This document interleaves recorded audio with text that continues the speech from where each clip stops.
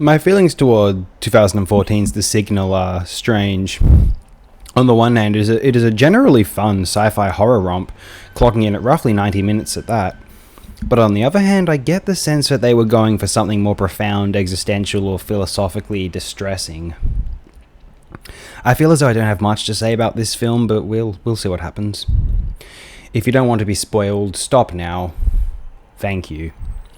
Three MIT students named Jonah, Nick, and Haley are on a road trip to move Haley to California. During their stay in a hotel, Nick and Jonah discover that a hacker going by Nomad, who nearly got them expelled for breaching MIT servers, has found their location and is provoking them with cryptic emails. They track Nomad to an abandoned home in the middle of Nevada. After finding nothing in the house, Nick and Jonah hear Haley scream. Running outside, they witness her pulled into the sky before disappearing. Nick and Jonah subsequently vanish into a white light.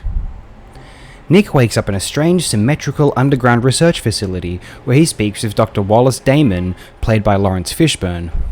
Damon tells Nick what they encountered was an EBE, an extraterrestrial biological entity. So it eventually turns out that the three young people have attained superhuman enhancements. Nick has superpowered legs, whereas before he required crutches to walk about.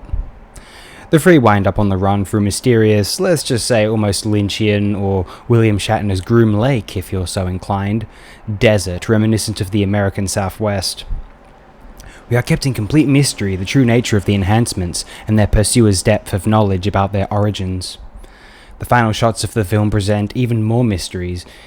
It would appear that this apparent slice of Nevada, Area 51 it is heavily implied, is an extraterrestrial research vessel of some kind.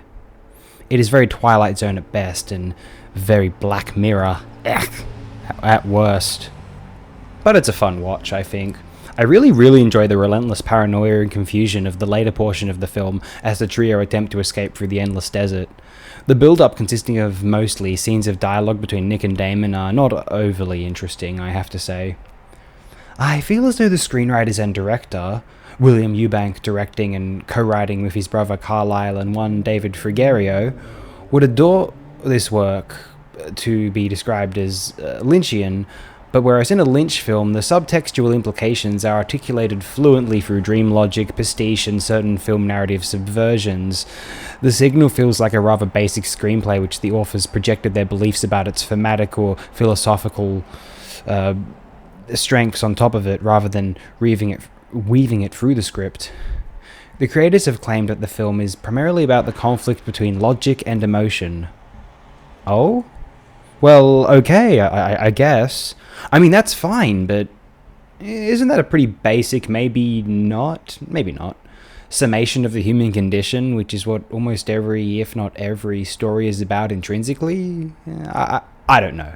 Maybe I'm in error, but I don't know. They have also described it as drawing on Plato's allegory of the cave, and some people claim The Matrix was not original in doing so, as well as being a modern-day retelling of The Wizard of Oz. I mean, why not? I'm not trying to mock or make fun. Sincerely, I am not. I'm just trying to understand how any of this was communicated in the film. According to a strangely informative Wikipedia section on this film's themes, which heavily quotes the creators, 3 critical reviews noted The Wizard of Oz connection, though 2 of the sourced reviews are page not found, and the other, on Gorka of all places, doesn't appear to mention it, unless I have apparently missed that. Anyway, The Signal is better than overrated fare like Dark City, Moon, or that Black Mirror nonsense, or any of those similar television shows for that matter. I'd recommend it. I'd be curious as to whether people think it is genius, stupid, or, as was my opinion, something resembling both.